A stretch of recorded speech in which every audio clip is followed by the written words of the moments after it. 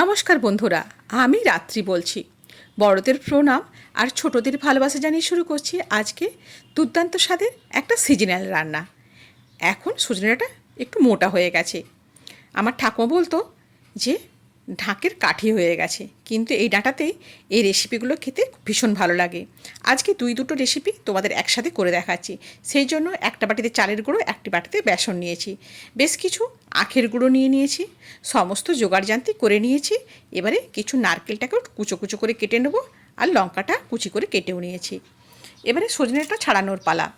যারা নতুন বন্ধু তারা দেখে নাও কীভাবে সজনেটা ছাড়াতে হয়।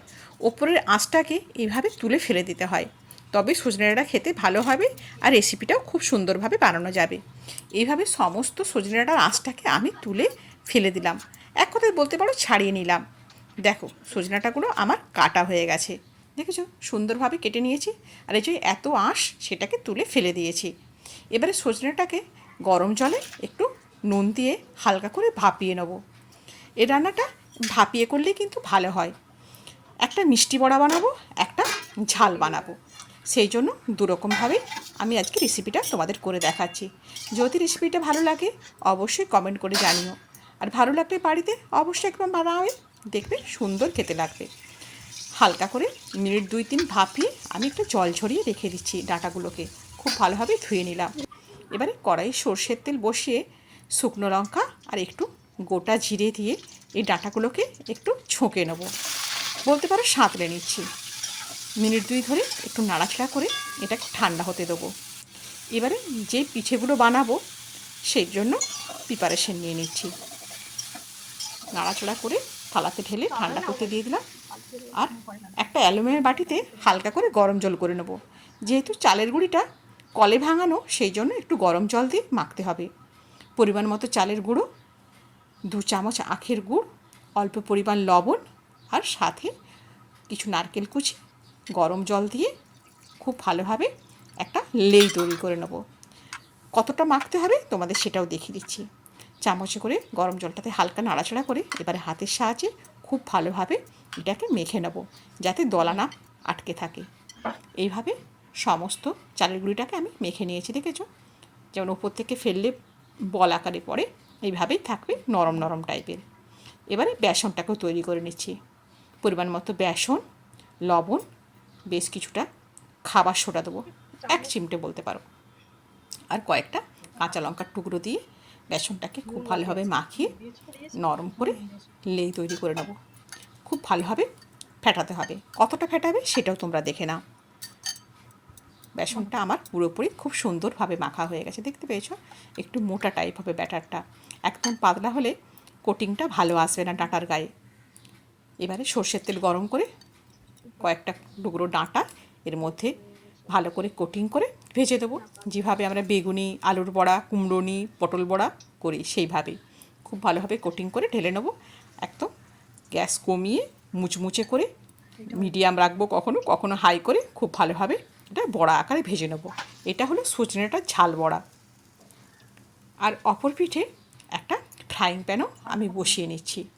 বসিয়ে নিয়ে ওতে করব মিষ্টি বড়া, সেই জন্য প্রিপারেশান রেডি হয়ে গেছে। ফ্রাইং প্যান বসিয়ে হালকা তেল দিয়ে পুরো চাটুটা ব্রাশ করে নিতে হবে। তারপর এক পদ্ধতিতে ডাঁটাগুলোর গায়ে ওই চালের লেইটাকে কোটিং করে নিতে হবে। কোটিং করে একে একে বসিয়ে দিতে হবে। গ্যাসের ফ্লেমটা হালকা রাখতে হবে, আবার কখনো মিডিয়ামে দিতে হবে। এইভাবে সমস্ত বড়াগুলো আমি ভেজে নেব। এটা হচ্ছে মিষ্টি বড়া। বন্ধুরা, তোমরা কি কোনোদিন এরকম রেসিপি খেয়েছো? যদি খেয়ে থাকো অবশ্যই কমেন্টে জানিও। আমার মা এই রেসিপিটা ভীষণ বানাতো, আমি ছোটোবেলায় খুব পছন্দও করতাম। সেই কারণে ভাবলাম এখন তো সবারই কাছেই পাওয়া যাবে এরকম মোটা মোটা ডাঁটা, তোমরা এই রেসিপিটা একটু ট্রাই করতে পারো। যদি ভালো লাগে অবশ্যই কিন্তু এটা বানাবে, আর আমাকে কমেন্ট করে জানাবে তোমাদের কার কার এই রেসিপিটা ভালো লেগেছে বা খেতে ভালো লেগেছে জিনিসগুলো। আমার বাড়িতে আমার ছেলে তো বড়াটা খেতেই বেশি পছন্দ করে, ঝাল বড়াটা, কিন্তু শাশুড়ি মা আবার এই মিষ্টি বড়াটাই বেশি পছন্দ করেন। দেখো বন্ধু, এদিকে এই বেসনের বড়াটা কিন্তু আমার এক পিঠটা খুব ভালোভাবে মুচমুচে হয়ে গেছে। আমি একটু উল্টে নিচ্ছি, উল্টে নিয়ে গ্যাসের ফ্লেমটা আবার একটু কমিয়ে এই দিকের বড়াগুলোকেও উল্টে দিচ্ছি। এইভাবে খুব তাড়াতাড়ি দুদিকে দুটো রেসিপি তোমাদের করে দেখিয়ে দিলাম। তোমরা চাইলে এক একদিন একটা রেসিপি বানিও, দেখবে খেতে ভালো লাগবে।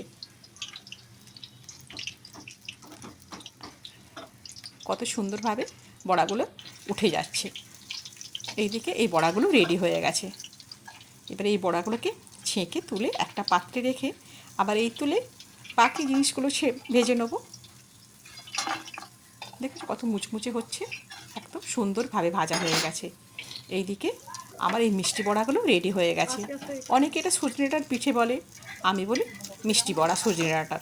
তাই তোমাদের বললাম ঝালের বড়া আর মিষ্টি বড়া। এই বড়াটাও আমার রেডি হয়ে গেছে। এইগুলোকেও একটা পাত্রে তুলে আবার এই চাটুতেই বাকি বড়াগুলো ভেজে নেব।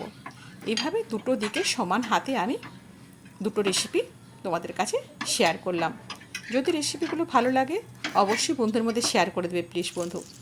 তোমরা যত আমার রেসিপিগুলো শেয়ার করবে ততই আমার ভালো লাগবে, আর নতুন নতুন রেসিপি তোমাদের সামনে তুলে ধরতেও আমার ইচ্ছে করবে। তোমাদের আশীর্বাদে, তোমাদের ভালোবাসায় আজকে আমার 4000 ঘন্টা ওয়াচ টাইম পূরণ হয়েছে। সেই খুশিতে তোমাদের রেসিপিগুলো আজকে শেয়ার করছি। এটা আমার ছোটোবেলার ভালোবাসার রেসিপি, তাই বললাম মায়ের রেসিপি আমার হাতে আজকে আমার রান্নাঘরে। বন্ধুরা তোমরা সবাই ভালো থেকো আর সুস্থ থেকো। আর রেসিপিগুলো যদি কোনো একটা অংশ তোমাদের ভালো লাগে অবশ্যই চ্যানেলটাকে সাবস্ক্রাইব করে আমার পাশে থেকো। পাশে থাকা বেল আইকনটা একটু প্রেস করে রেখো, যখন নতুন নতুন রেসিপি দেবো তোমাদের কাছে পৌঁছে যাবে। একটা বড়া ভেঙে তোমাদের দেখিয়ে দেবো কত সুন্দর হয়েছে। ডাঁটাটা এত সুন্দর সেদ্ধও হয়ে থাকবে আর খেতেও খুব ভালো লাগবে। দেখেছো বন্ধু কত সুন্দর হয়েছে। আজ তাহলে এই পর্যন্তই, দেখা হবে খুব শীঘ্রই তোমাদের সাথে নতুন কোনো রেসিপি সঙ্গে নিয়ে। সবাই ভালো থেকো, সুস্থ থেকো। হ্যাঁ বন্ধু, আমায় মনে রেখো। ধন্যবাদ।